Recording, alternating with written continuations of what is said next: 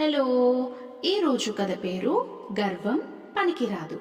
ఒకరోజు మినుగురు పురుగులు బయటకొచ్చి నేనే ప్రపంచాన్ని వెలుగుతో నింపుతున్నామని భావిస్తాయి.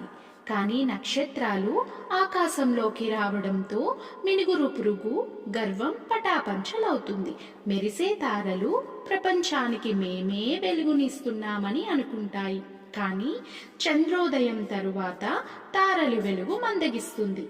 ఆకాశంలో కనిపించే చంద్రుడు తన వల్లే ప్రపంచం సంతోషంగా ఉందని, మొత్తం భూమిని తానే వెలుగుతో నింపుతున్నానని అనుకుంటాడు. ఆ తరువాత తూర్పున సూర్యుడు ఉదయిస్తాడు. సూర్యోదయం వెలుగును చూసి చంద్రుడు ఉన్న చోటు తెలియకుండా పోతాడు.